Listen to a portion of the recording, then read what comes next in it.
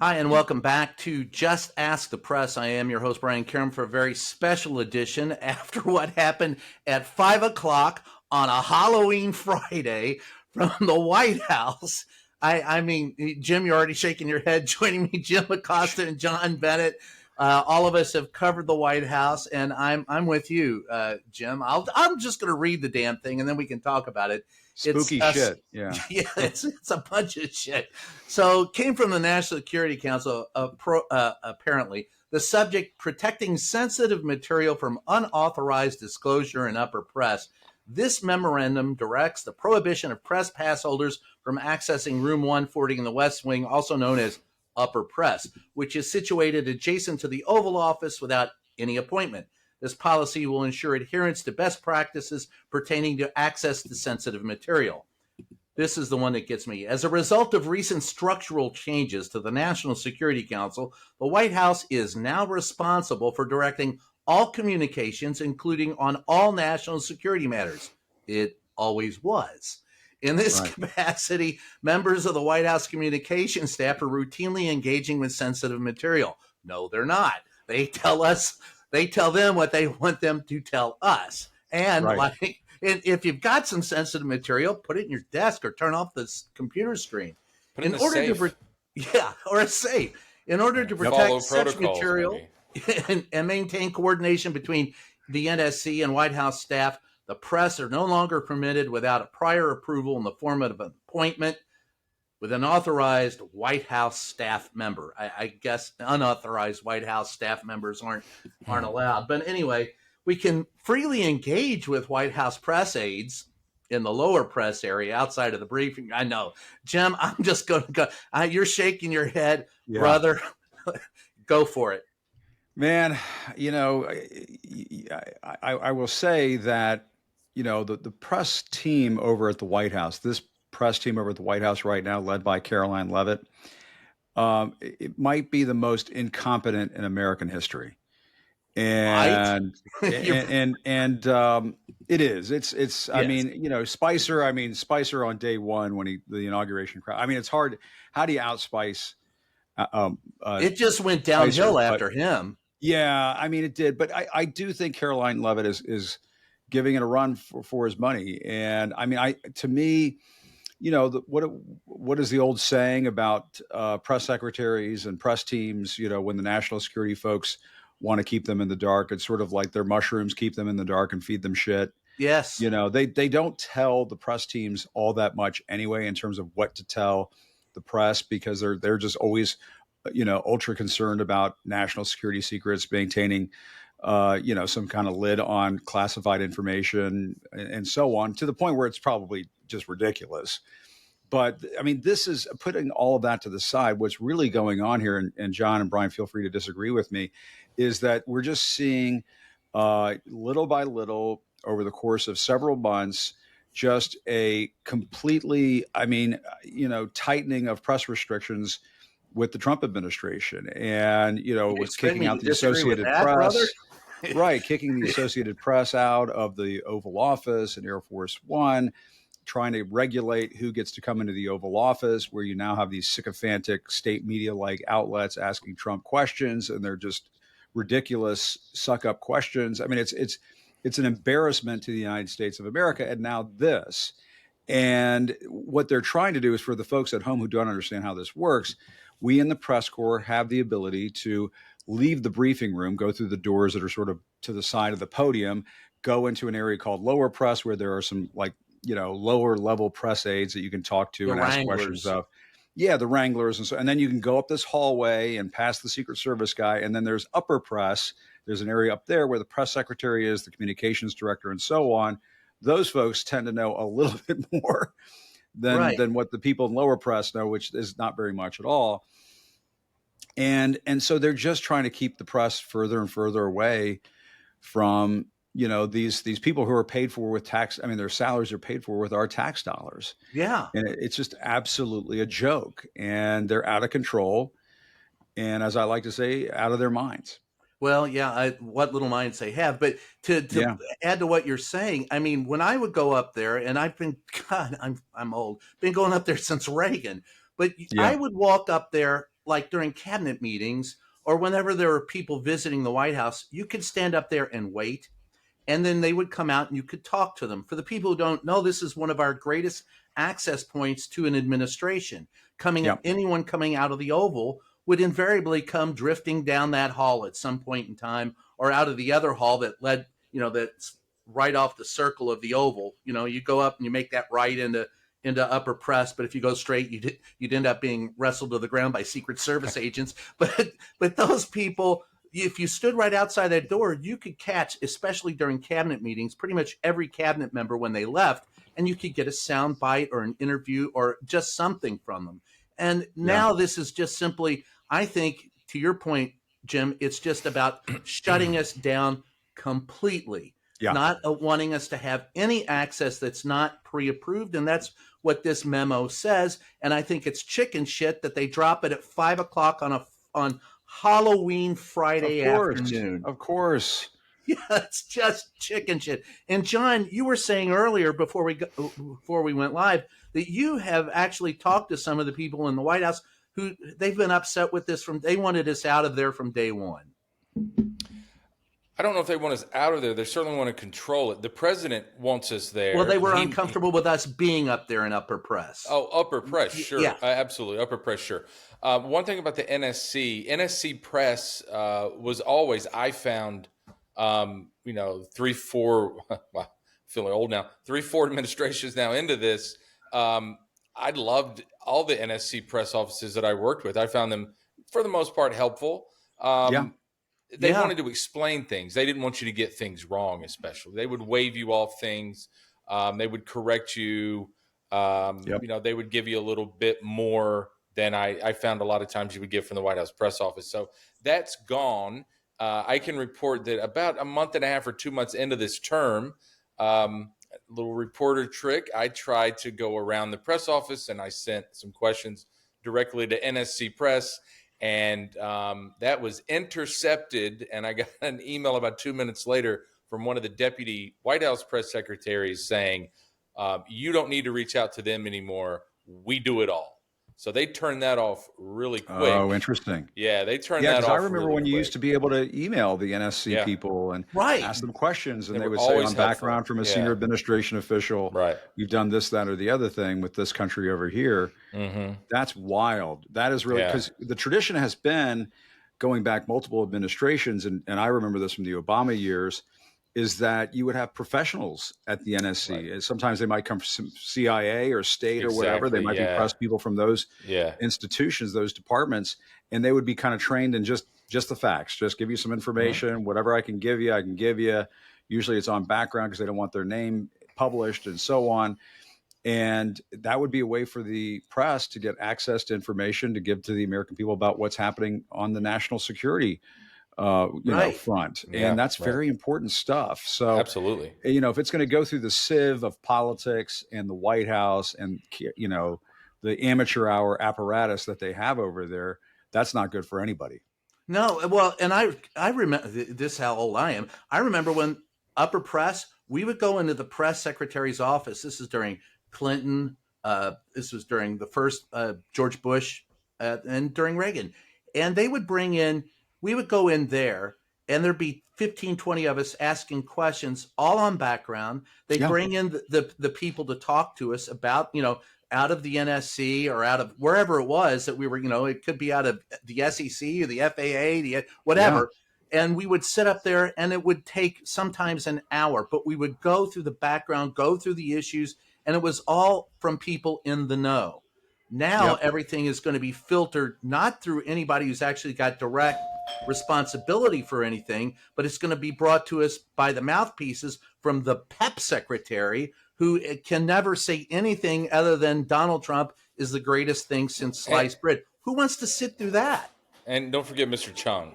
And his role in this. Mr. Chung. I could say that early on, I was told by someone who's no longer there, probably why he's no longer there, that Caroline Levitt and Mr. Chung and the other inhabitants of Upper Press just hated that we would go up there.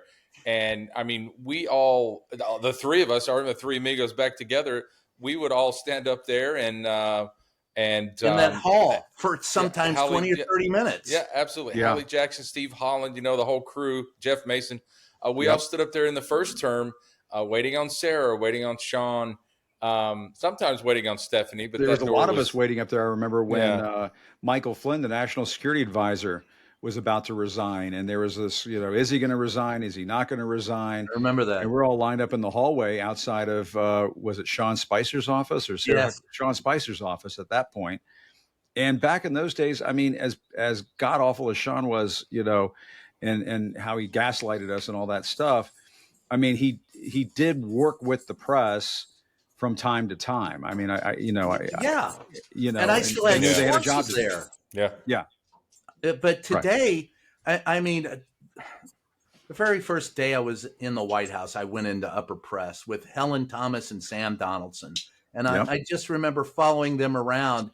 And I felt so, well, you're 24 years old, you're walking up there and you feel privileged. But how they could, Helen Thomas told me she would sit up there, and Joe Lockhart, who was with the Clinton administration, told me this story about Helen, and Helen confirmed it. But Joe said Helen would sit out there in upper press and not say a word, but just sit and watch for sometimes an hour. And so he said, Helen, what are you waiting up here for?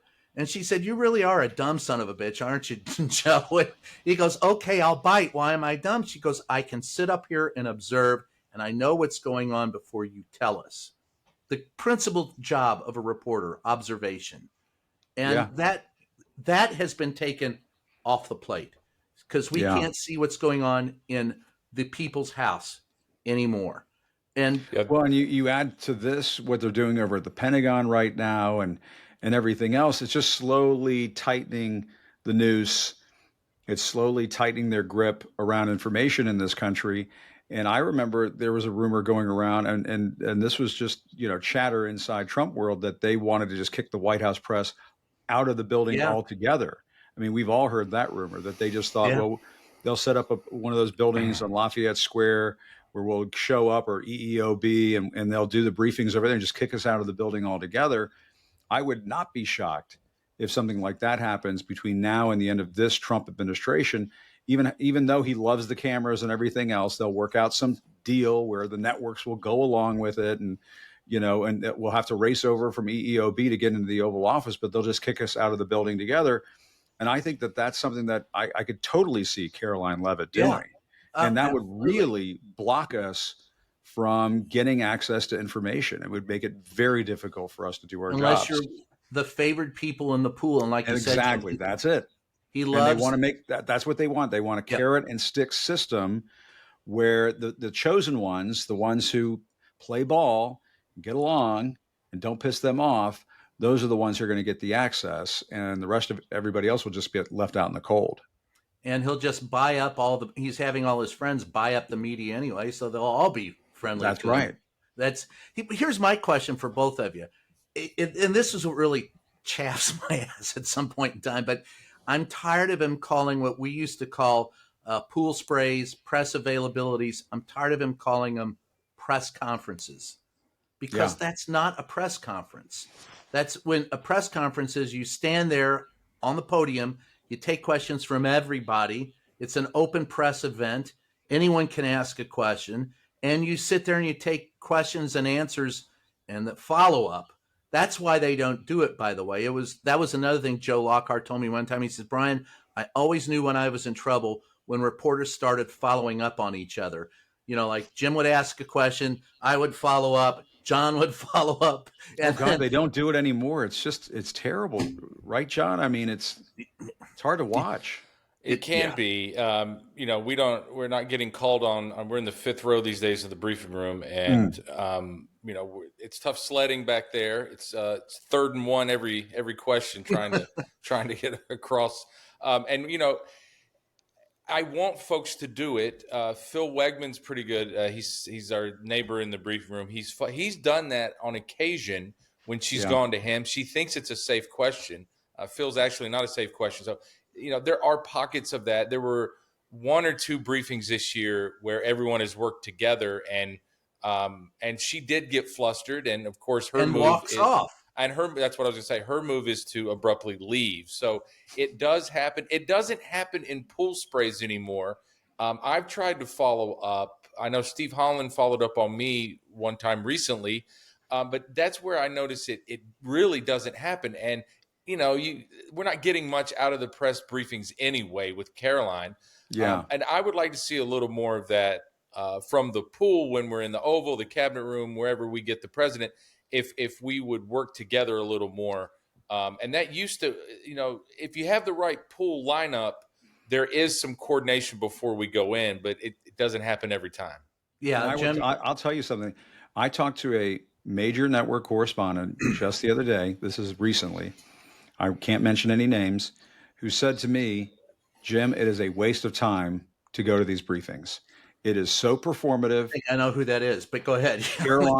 Caroline just, and I don't want to violate anybody's, anything, No, we won't. But, he said that, this correspondent said that she just lies and it bullshits and it's, and just berates people and abuses people. And it's just all a performance and there's just no benefit out of it. This is a major network correspondent who said this to me. And so the press is frustrated. There's no question about it. You might not hear about that on the nightly news or on cable news, but they're frustrated because they don't like this arrangement. There's a ton of frustration when I'm just working from the White House. We talk about it amongst ourselves. I hear people grumbling. You hear conversations and just kind of the look on everyone's face, the frustration. It's real and it's by design. Yeah, it's by design. It is. That's the thing, and this is a continuation of what he did in the first administration. And I'll go back to what happened to you and me, Jim. I mean, he tried that. His first pushback was to just yank press passes, and he couldn't, and that did not work.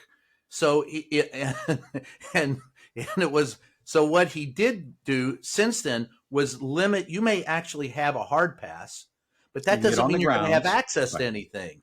So exactly, he hasn't yanked the press passes. He's created another level, another blockade level before you can get to him. So he doesn't come out in the press briefing room. He doesn't have press conferences. It's only the press pool. He's rigged the press pool so that most of the people that are there are people who will ask him the softball questions. Yep. And when John's there or others and ask real questions, it doesn't last too long. Every once in a while, you get a glimmer of a good question, and he's not doing many press conferences, is he? No. He's doing these sprays. He's doing these impromptu moments where you can ask a question, Air Force One. It's always set up where it's really hard to hear the reporter talking. Yeah. And it's really easy to hear him talking. They love those kinds of scenarios too. But John, he's just not doing a lot of press conferences. And what was the thing that they knocked Joe Biden for all the time? Oh, you don't talk to the press. No press conference. Right. So they've just redefined it, right? They've just redefined what a press conference is, which is very on brand. I do have to say, sorry, Brian, the reporter brain in me is going to kick in. Go ahead. We have seen 47 in the briefing room already more times than we saw 46. Biden came out twice. Yeah. So it's 2-1. So just I'm not defending Joe Biden with the press. No. I mean, I won't defend that either. That was a major mistake on their part. I didn't cover the Biden White House. I was an anchor at that point.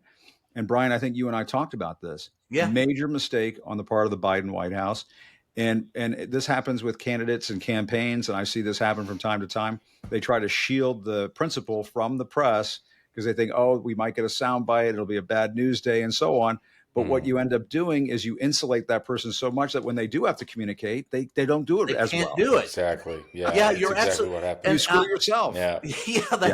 And I tried to tell that to the Biden people. I tried to tell that to the first administration of Trump. None of them listen. They all think they know better, and it's always and forgive me because now I am the old fart in the room, but I see, a 27-year-old press secretary, and there's no way in hell she understands the nuance of this job. She has not the experience. Yeah. So when you tell them that, and I ended up telling, we have to be careful that we don't. I'm not saying that the Biden people are exactly the same as the Trump people. No. If anybody's watching this and thinking that, of course, that's not what I'm saying. Biden wasn't taking press passes away or kicking out Fox or anything like that, but they just communicated poorly. And they had a big messaging problem. It is Yeah. what it is. Yeah. I One- remember having the conversation with Jen Psaki and then later Karine. And what they didn't understand, and correct me if I'm wrong, I said, listen, you need to talk about that $1 trillion infrastructure bill. That was a bipartisan effort, the greatest bipartisan effort we've had in the last 10 years. Yeah. And I was told on 2 occasions by 2 different press secretaries for Joe Biden, we already mentioned that once. And I go, what you don't understand is that whatever oxygen you don't take, Trump will. So if you don't Yeah. keep beating that drum, you're just going to get beat by the drum. And that'll be the drum beat will be Donnie. And I don't think Yeah. they ever got it. I don't know. Instead, they ran on a climate bill that they called an infrastructure bill, and then Biden himself admitted, "I wish we hadn't called it that." Just stunning stuff. But back to Jim's point about Trump not doing press conferences, a great example was his Asia trip. We didn't get anything at the end of that. The reason or excuse was, well, the trip was just too jam packed. We didn't have time. So when he finished with Chinese President Xi at the airbase, they both just went and got on their planes and He likes to do the thing on Air Force One where he comes to the cabin and he talks to like 4 or 5 reporters. And if somebody asks a question he doesn't like, he berates that person.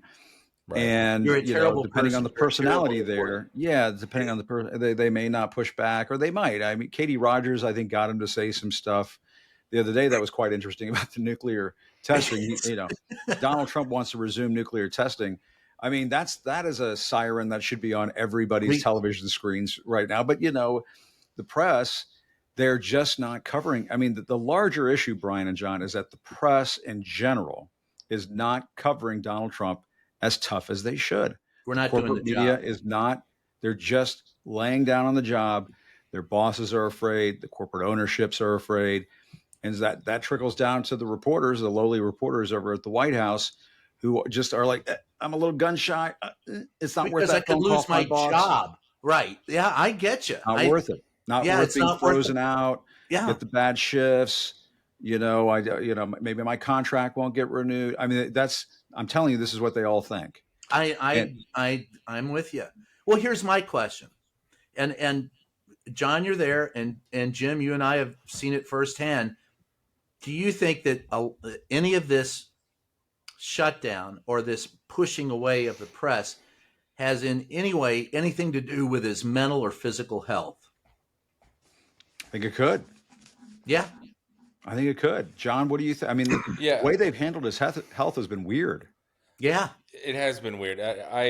We do a podcast every week, Jim, and I said on that podcast with Brian last week that someone can be unwell and it's not terminal.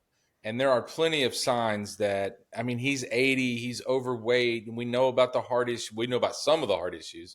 We don't know about all. There are other pieces of evidence. The other day in the Oval, I believe the drug pricing event, he stood up while, he had everyone speak, went around the room.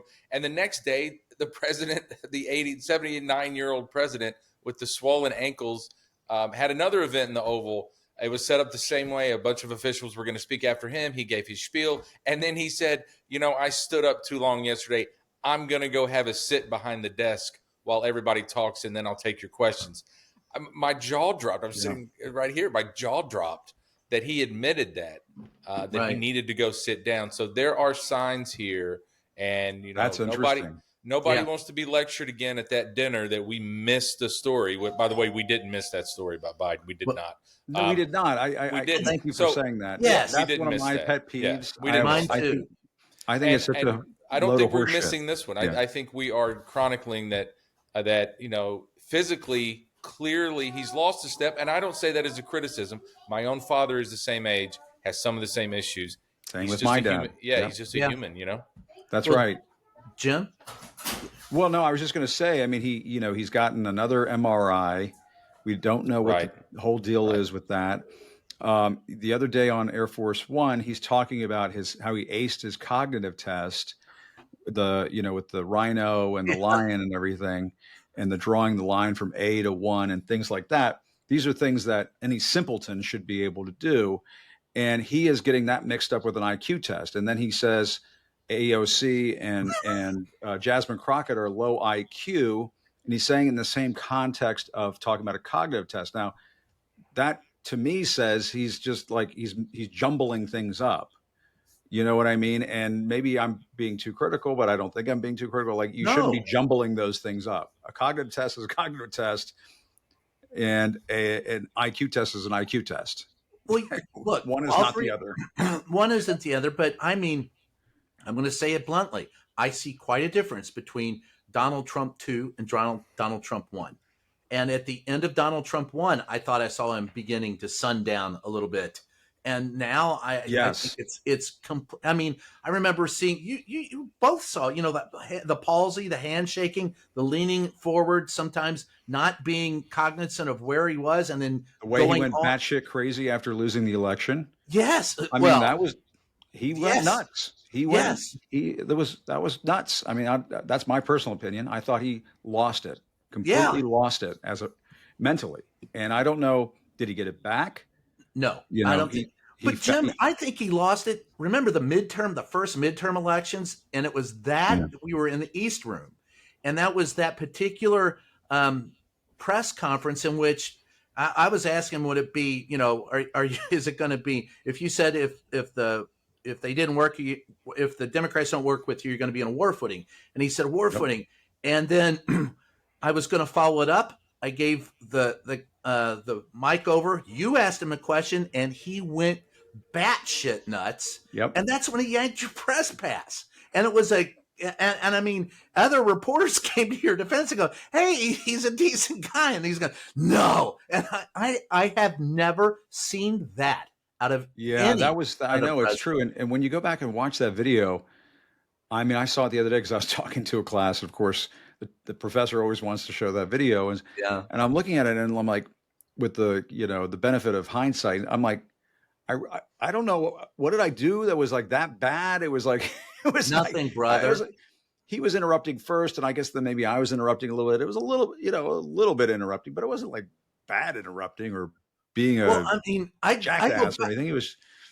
Well, all right, let's go back to who was it? People Dan might think Rather? I'm a jackass, but acting like one in that moment, that's two different things. Yeah. How about that? I think it was Dan Rather with Nixon, and Nixon got testy with Rather and said, "Are you running for office?" And he goes, "No, sir. Are you?" And I mean, that was far more indolent than what you did, or what anyone has done.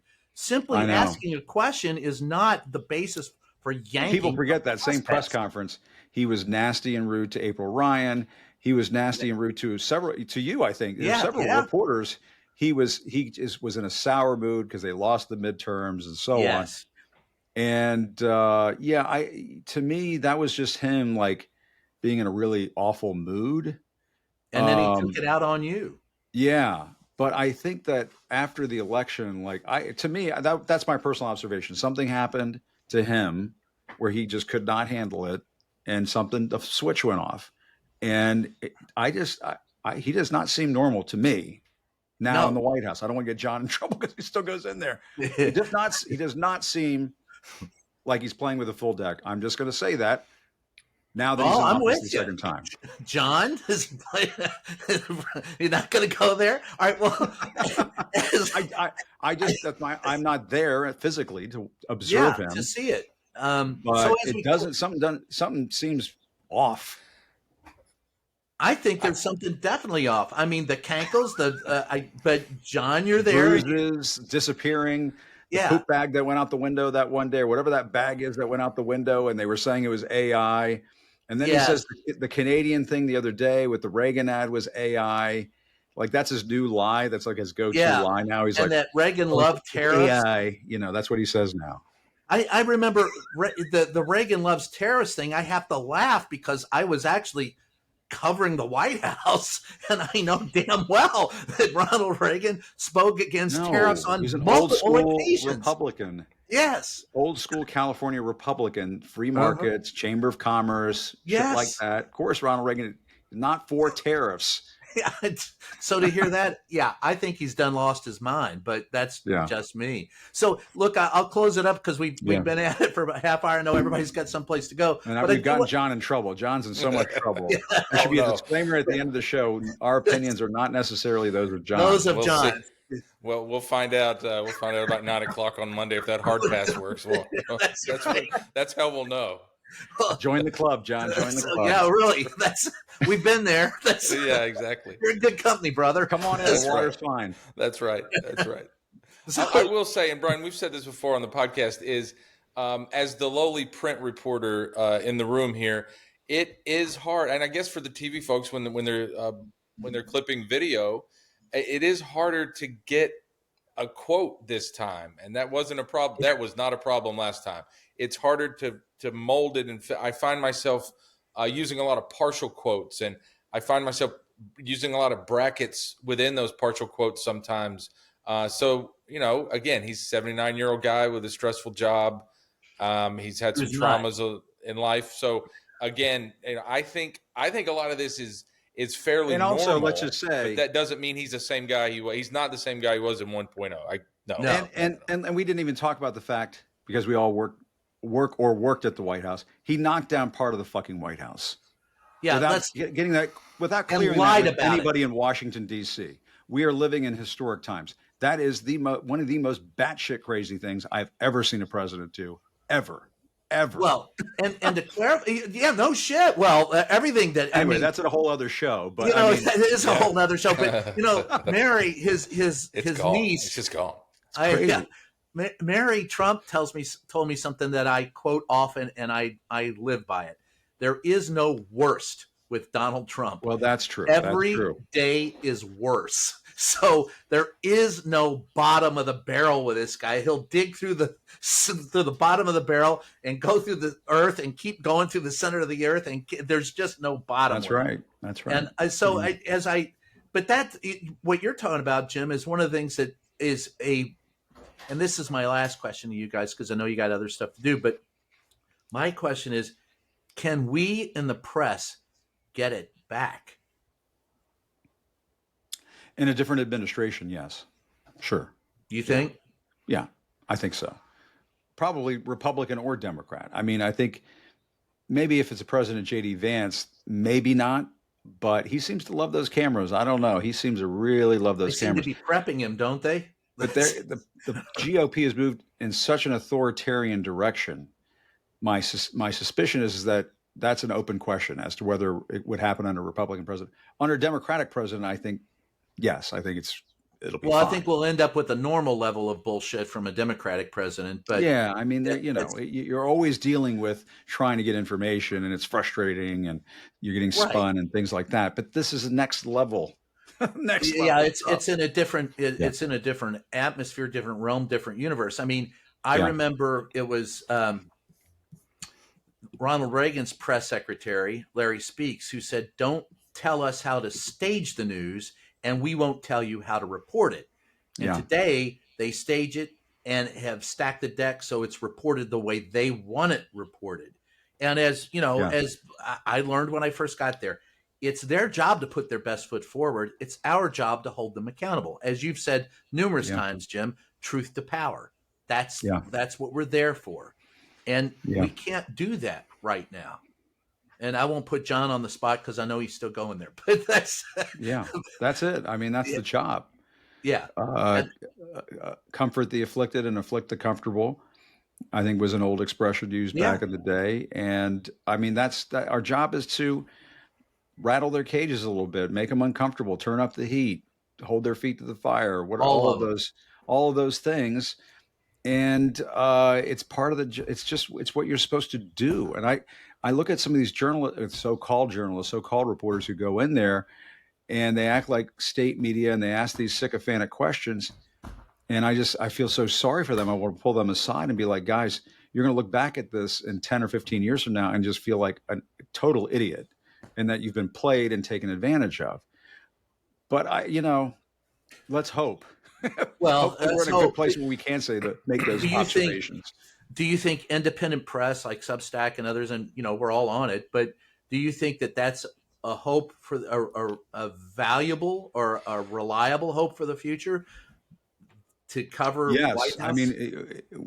I mean, to me, we are a response. What we're doing, what we're going through, the explosion of independent media right now, this revolution, it's a response to corporate media just completely bending the knee and not getting the job done. And people can figure this out when ABC and CBS are paying bribes, when Comcast is becoming a donor to the White House ballroom, when Jeff Bezos is a donor to the White House ballroom. I mean, I've never seen major institutions of the national news media be so conflicted and compromised in covering the president of the United States. And people at home are looking at this. I mean, people can think, oh, we fooled them. They'll never figure this out. Bullshit. People at Yeah. home can totally figure this out. And they think you guys have lost your minds. And so they're going to come to independent media, and they're going to come to Brian and John. They're going to come to me, Don Lemon, Joy Reid, Katie Couric. There are lots of folks on these platforms now, and lots of these young influencers are on these platforms now because, let's face it, they're just a better option for a lot of people now. Well, a more viable. I would say yes to that. I would like to see us. There's something of the old media I would like to see us keep, and I always thought that journalism is a collaborative effort. Right? You've got a photographer, you've got an editor, you've got a reporter, and as long as there's at least a copy editor involved, Yeah, I know. And so for someone to hold you accountable, go, where'd you get that quote? Is that your opinion? Let's take that out. Now, opinion Yeah. stuff like we're doing here is great because everybody needs to be heard, and you're not being heard. And what you said, Jim, is where is the reporting on the mental health, the lack of appearances, all the stuff in the White House that we don't get? You're not getting that unless you're Yeah. on an independent media source. You simply aren't. But if we don't do anything more than offer opinions, then I don't think we'll be viable. I think we've got to step up our game. John? Agreed. John? Yeah, there's a lot of challenges for the industry. Shrinking newsrooms is a problem. Brain drain is a problem. When I walked in that room, by the way, it's 10 years ago. Actually 10 years ago last month that I joined the Beat. And when I walked in there, I was one of the younger folks. I walked in there at 35, and I was one of the younger folks. 10 years later, I look around and, you've got people in there. It's their second job. It's their third first job. It's stunning. It's stunning how young the press corps has gotten. I toiled I covered national security and defense. I worked for trade publications. Then I covered Congress. And, it felt like a real grind to get there. But I learned a lot. I learned how this town works, or usually doesn't work very well. And I was able to bring that in to the briefing room, to White House Beat, and then keep growing as a professional. But these folks don't have all that institutional knowledge, the sourcing, and all the generals and admirals and secretaries and chairmen that I listened to and talked to off the record in hallways on the Hill. I learned a lot from John McCain, for instance. They just don't have that, and that's one thing that you guys aren't experiencing now. It is a different vibe. I mean, you still got great folks over there like Steve Holland and other veterans, but there is that younger element. Steve Holland, yeah, there is that younger element, and you hear it in the Oval or the cabinet room wherever we get these pool sprays. Some of the questions that aren't from the right wing publications. It's just they're not as well informed. They're not as sharp as they could be. There's a certain way to ask Donald Trump a question, and a lot of folks don't clear that bar. And when you try to give them advice, especially from some of our new media friends, they don't want to hear it, and that's a problem. And we still got 3 more years of this. So what does the beat look like on Inauguration Day 2027? I'll look like this. I'm not really sure. I don't know. Or 2029, I guess. Numbers are hard. All I'll say is what I've told them. I was here before you. I'll be here after you. I'm going to leave it at that. I have borrowed that line now that you're not around, Brian. I have taken that as my own. Well, I want to thank you guys for being here, Jim. It's always a pleasure, John. Love you both. This has been a special edition of Just Ask the Press. I am your host, Brian Karam. We'll catch you next time. So hold on.